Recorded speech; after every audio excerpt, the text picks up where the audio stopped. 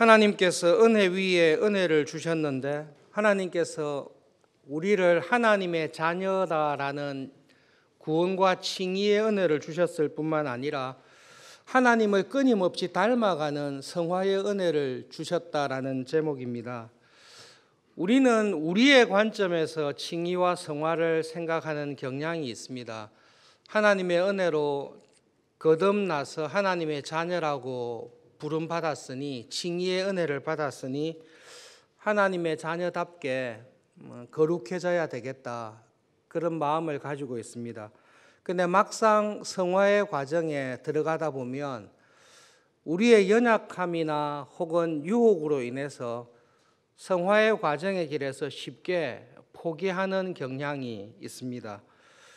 그럴 때 하나님을 믿고 살지만 내가 하나님을, 예수님을 얼마나 닮아갈 수 있을까, 아무리 노력해도 잘 안 되구나 스스로 포기할 때가 있습니다. 오늘 성경을 보시면 우리를 하나님의 자녀로 불러주시고 너는 내 아들이라고 말씀하시는 분은 하나님이십니다. 그리고 우리를 하나님의 자녀로 삼으신 하나님께서는 그냥 아들 삼은 것으로 만족하지 않고 하나님의 아들답게 나를 영화롭게 하시고 다른 사람들이 볼 때에 저 사람은 정말로 하나님의 자녀다라고 변화시키는 일을 하시는 분이 하나님이시라고 말씀하십니다. 여러분, 하나님을 생각할 때에 하나님께서 성부로서 하늘 아버지로서 나를 하나님의 자녀 삼기 위해 치르신 대가를 생각해 보십시오. 하나님께서는 나를 사랑하시고 나를 아들 삼으실 만한 조건을 내 안에서 찾지 않으십니다. 하나님 안에서 나를 사랑할 이유와 조건을 찾으십니다. 그것은 나를 향하신 하나님의 무조건적인 사랑입니다.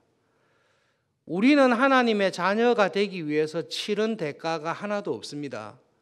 그러나 하나님께서는 나를 하나님의 자녀 삼기 위해서 엄청난 대가를 치르셨습니다. 하나님께서는 자기의 독생자를 나를 위하여 십자가에 내어서 죽게 하기까지 하나님으로서는 더 이상 더 큰 대가를 치를 수 없는 대가를 치르시고 그 작정을 하시고 나를 하나님의 자녀로 삼으셨습니다. 그러한 대가와 작정을 치르시고 하나님의 자녀로 나를 삼으신 하나님께서는 내가 단지 하나님의 자녀 된 것으로 만족하지 않으시고 정말로 내 안에 하나님의 자녀다운 모습이 회복되기 위해서 지치지 않는, 포기하지 않는 열심으로 내 삶에 찾아와 주시고 간섭하십니다. 그것이 하나님께서 우리에게 말씀하시는 우리가 성화되어 가는 것입니다. 실제로 있었던 두 부모에 관한 이야기를 잠시 말씀드리겠습니다. 신문에 보도된 내용인데요. 2010년 8년 전에 12월 21일에 자녀를 출산한 27살 된 김모 여인 어머니에 관한 이야기입니다. 27살의 어머니인데 게임에 많이 중독되어 있었습니다. 아침에 일어나서 4시간 온라인에서 게임을 했습니다. 평균 하루에 10시간 동안 게임기에 빠져서 살았습니다. 하루 종일 게임기에 살다 보니 집안은 쓰레기장 수준이었습니다. 아이가 방 안에서 오줌을 싸자 게임에 중독되어 있던 김모 씨는 화장실에서 아이를 씻기고 난 이후에 수차례 폭행하고 자기 아이를 목을 졸라 살해하는 사건이 벌어졌습니다. 주위에 있던 이웃들이 어머니가 하루 종일 게임에 빠져서 마치 게임의 환각 증세에 의해서 아이를 죽인 것이 아닌가라는 기사가 보도된 적이 있습니다. 아이를 놓기는 놓았지만 그 아이가 어떤 사랑을 받고 그 아이가 어떤 아이로 잘 자라야 될지 부모로서의 역할을 완전히 포기한 불행한 사건이 있었습니다. 한 지방의 훌륭한 교수님이었던 분의 실화인데요. 이 교수님은 경남 산청의 두메산골에서 가난한 집안에서 태어났습니다. 집안 형편이 되게 어려웠습니다. 그런데 아버지가 평생 교육받지 못한 것이 안타까워서 자기 아들을 통해서라도 배우지 못한 한을 풀고자 그 어려운 중에 아들이 중학생이 되었을 때 대구에 유학을 보냈습니다. 시골 산골에서 대구에 유학 갔는데 정작 이 아들은 공부할 마음이 전혀 없었습니다. 1학년을 마치고 성적이 68명 중에 68등을 했습니다.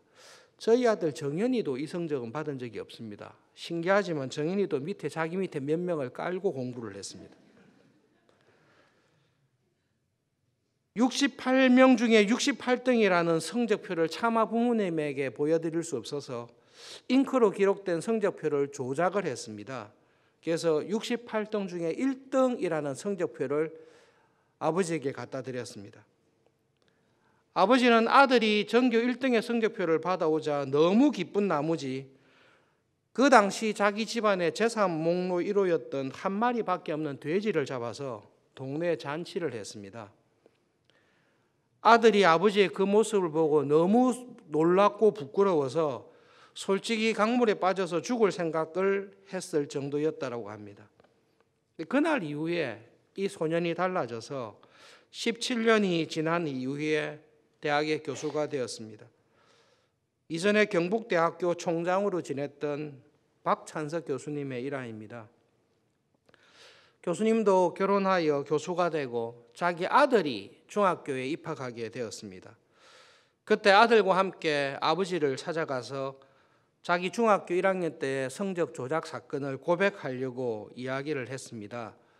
그렇게 할 때 아버지께서 자기에게 교수님에게 한 말이 있습니다. 말 안 해도 된다. 다 알고 있다. 손자가 들으면 미안하지 않냐. 말하지 말라고 이야기했습니다. 잉크로 기록된 성적표를 조작해서 1등으로 만들었다는 것을 아버지는 오래전에 이미 알고 있었습니다. 그럼에도 불구하고 아들이 1등 된 것을 축하하기 위해서 재산 목록 1호였던 돼지를 잡아서 동네 잔치를 한 것을 이 아들은 아주 훗날에 자기가 교수가 되고 난 이후에 깨달았습니다. 그 교수님의 간증입니다. 나는 박사이고 교수이고 대학의 총장이지만 자녀를 향해서 가졌던 아버지의 그 마음은 내가 감히 따라갈 수도 없고 이해할 수도 없다. 여러분, 여러분이 있는 자녀에게 어떤 결핍이 있거나 장애가 있거나 어떤 부족함이 있을 때에 부모는 두 가지 행동을 취할 수 있습니다. 자기보다 못나고 부족하고 열등한 자녀를 보고 그 자녀를 부끄러워하거나 외면하거나 피하는 부모가 있습니다. 자녀로 낳아주기만 했지 그 자녀가 참 멋있는 사람으로 그 자녀가 세상 사람들이 볼 때에 정말로 착하고 준비된 자녀로 자라는 일에 무관심한 내팽개치는 부모가 있습니다. 사실은 그런 부모는 부모라고 할 수 없을 것입니다.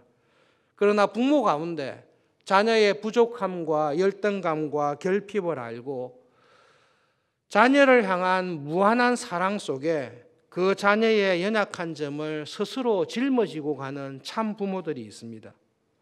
그 부모는 그 자녀에 대한 사랑을 자기 안에서 찾는 것입니다. 내 자녀가 똑똑하면, 내 자녀가 유욕하면 사랑하는 것이 아니라 자녀에 대한 사랑은 내 안에 있습니다. 자녀가 결핍이 있고 부족이 있으면 그 결핍과 부족으로 인해 더 사랑하는 것이 부모의 마음인데, 그런 부모의 마음은 성부 하나님, 우리를 지으신 하나님의 마음이고 하나님의 본성입니다.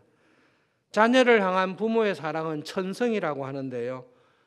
하나님께서 하나님의 본성이 어떠하신지를 우리 부모들에게 그러한 마음으로 주시는 것입니다. 자기가 낳은 아들을 낳아주었으니 나는 관심 없다, 그렇게 팽개치는 부모가 아닙니다. 하나님께서는 우리를 낳아주셨을 뿐만 아니라 우리가 하나님의 자녀답게 성장하고 변화되는 일에 자신의 모든 것을 다 드리시는 분이 하나님이십니다. 우리는 신앙생활 할 때에 예수님을 믿었으니 죽어도 천국 가는 것으로 만족한다. 우리는 스스로 구원을 이렇게 오해할 수 있습니다. 혹은 신앙생활하는 교인들 가운데 다른 교인들과 자기 신앙을 비교합니다. 다른 사람과 비교해 볼 때 이 정도로 신앙생활하면 욕먹지는 않을 것이다 라는 수준에 스스로 만족하고 머무를 수도 있을 것입니다. 그러나 하나님께서는 나를 구원하시고 나를 하나님의 자녀 삼으실 때에 하나님께서는 내 속에, 내 안에 하나님의 형상대로 창조하신 나의 모습이 온전히 회복되게 하는 일까지 하나님은 작정하시고 나를 구원하셨습니다. 오늘 읽었던 로마서의 말씀대로 하나님은 미리 예정하시고 작정하셔서 아들 삼으셨을 뿐만 아니라 전혀 하나님의 형상답지 않은, 하나님의 자녀답지 않게 살아가는 내가 모든 사람들이 볼 때에 저 사람은 정말로 하나님의 아들 같다, 저 하는 행동이나 태도를 보니 하나님의 아들 같다라는 영화로운 모습으로 성화의 자리로 반드시 만드시기로 작정하시고 우리를 구원하셨습니다. 우리는 성화로운 모습, 우리는 하나님을 닮은 모습을 중간에 포기하거나 타협할 수 있을지 몰라도 하나님께서는 결코 나에게 하나님의 모습을 닮아가는 것을, 하나님 닮게 하는 모습을 포기하지 않으십니다. 하나님께서 돼지를 잡으셨으면 그냥 천국 들어가는 것으로 만족하실지 몰라도 하나님께서 나를 아들로 삼으셨을 때에 자기의 독생자를 잡아서 내어 주기까지 하신 그 하나님은 결코 내가 하나님의 자녀답게 변화되는 일을 포기하지 아니하시고 반드시 이루신다, 끝까지 이루신다라는 것이 우리에게 주신 성화의 은혜입니다. 성화는 괴로움이 아니라 칭의보다 하나님께서 더 큰 구원의 은혜를 우리를 통해서 확인시켜 주시는 것입니다. 그러므로 여러분, 하나님께서는 우리에게 은혜를 주실 때에 내 곁에 미워하는 사람, 나를 불편하게 하는 사람을 제거하심으로 은혜를 주시지 않습니다. 하나님께서는 내 곁에 원수를 두십니다. 우리는 기도할 때에 하나님, 내가 미워하는 사람, 우리 소그룹에 불편한 사람, 저 원수 같은 사람을 제거해 달라고 기도합니다. 때때로 하나님께서는 원수들을, 미워하는 사람을 제거시켜 주시기도 합니다. 그러나 하나님의 관심은 내 주위에 내가 미워하고 나의 원수가 있는 것을 관심하는 것이 아니라, 그것도 관심하시지만 원수를 보았을 때에 내 안에 그 원수를 미워하는 마음을 품고 있는 나를 더 주목하십니다. 예수님은 이 땅에 계실 때 주변에 모두가 원수였습니다. 예수님이 미워하지 않을 만한 사람, 예수님이 사랑할 만한 사람은 제자들을 비롯하여 한 사람도 없었습니다. 그러나 예수님께서는 하나님께 원수들을 제거해 달라고 기도하신 것이 아니라 저 원수를 불쌍히 여기고 저 원수를 사랑하시기 위해 자기의 모든 것을 내어주는 모습을 우리에게 보여주셨습니다. 그것이 하나님의 아들의 진짜 모습입니다. 하나님께서는 우리를 성화시키고 믿음으로 살아가게 할 때에 우리 곁에 있는 원수들을 손보실 뿐만 아니라 원수를 미워하는 마음을 여전히 품고 살아가는 우리 안에 있는 그 하나님의 잃어버린 형상을 안타까워하시고 원수를 미워하는 자리에서 원수까지도 불쌍히 여기며 살아가는 하나님의 아들의 형상을 회복시키기 위해 끊임없이 일을 하고 은혜를 주십니다. 여러분, 초대교회 때 유학 중에 너무나 감명 깊게 읽었던 교부가 있었는데요. 예수님께서 부활 성천하신 이후에 어거스틴이 나오기 전까지 가장 탁월한 교부 가운데 한 사람은 이레네우스입니다. 이레네우스의 원전들, 글들을 읽다가 지금 우리가 생각하는 구원과 전혀 다른 방식으로 구원을 설명합니다. 이레네우스는 예수님께서 우리에게 오셔서 주신 구원이 무엇이냐, 그것은 로마서에 있는 말씀대로 예수님께서 우리에게 주신 구원은 원래 우리가 하나님의 형상으로 하나님을 닮은 하나님의 형상을 지닌 존재로 창조되었습니다. 그런데 아담의 타락으로 말미암아 하나님의 모습, 하나님의 마음, 하나님의 자녀처럼 말하고 행동하고 살아가는 것을 타락을 통해서 우리는 다 잃어버렸습니다. 우리를 들여다볼 때에 하나님의 아들다운 모습이 거의 없습니다. 그런 우리를 불쌍히 여기셔서 고아처럼 전혀 하나님을 닮지 않고 오히려 사탄의 모습을 닮아 살아가는 우리를 하나님의 자녀로 회복시키시기 위해 하나님의 아들을 우리의 모양으로 보내어 주셔서 우리를 회복시킬 모습이 어떠한지를 독생자 예수님, 성육신하신 예수님을 통해 보여주셨습니다. 구원은 아담의 타락으로 인해 잃어버렸던 모든 것을 그리스도 안에서 다시 완전히 회복해가는 것이 구원입니다. 그래서 구원은 무엇입니까? deification, 신이신 하나님의 모습, 우리의 진짜 아버지의 모습을 내가 회복해가는 것이 구원입니다라고 교인들에게 설교를 하였습니다. recapitulation이라는 단어가 있는데 그냥 recapitulation이니까 다시 잡는다라는 말이에요. 아담 안에 있었던 하나님의 닮은 모든 것을 다 잃어버렸는데 이제 이것을 그리스도 예수 안에서 잃어버렸던 모든 것을 내가 다 회복하고 다시 내가 얻는 것입니다.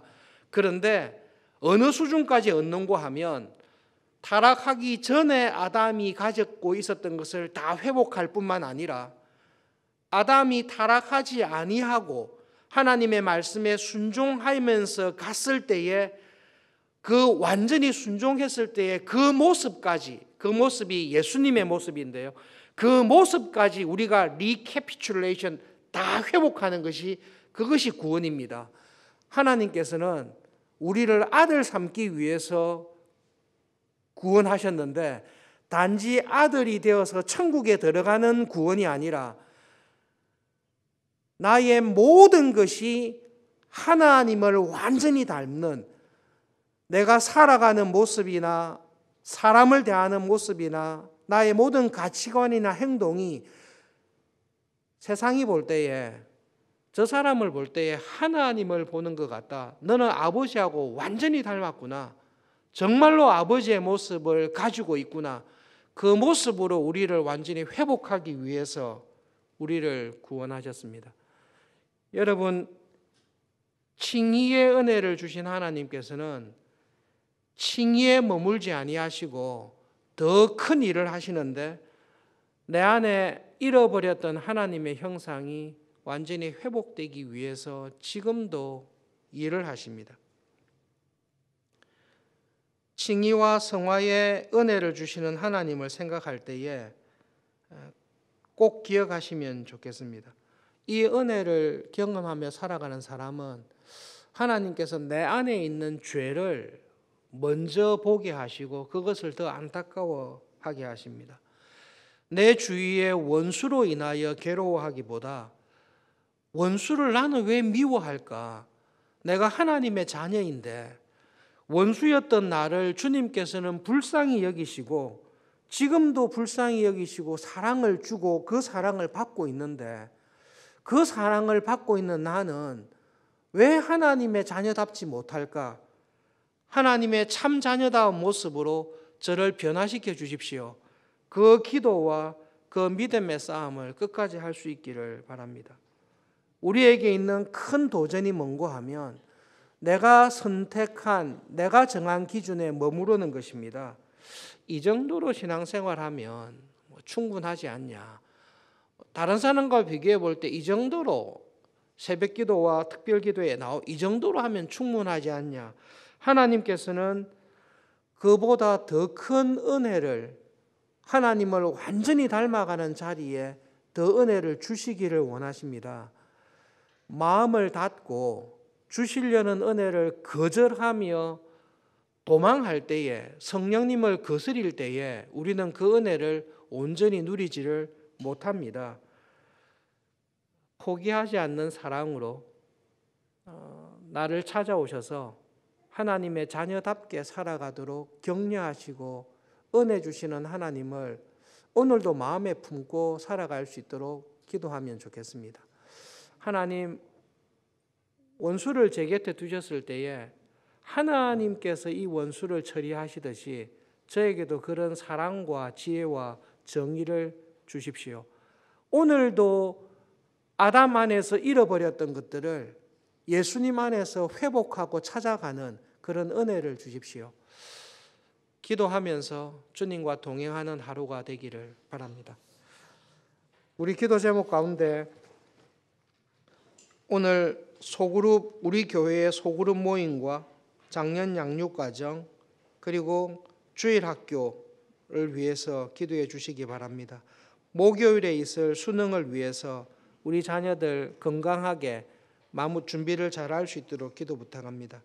우리 교회가 파송한 선교사님들과 후원하고 있는 선교사님들의 사역과 가정과 그 자녀들을 하나님께서 붙잡아 주시고 선교사에게 귀한 열매가 있도록 영혼을 구원해 주시는 은혜가 있도록 기도 부탁합니다. 주님과 함께 동행하는 하루가 되시기를 바랍니다. 기도하겠습니다.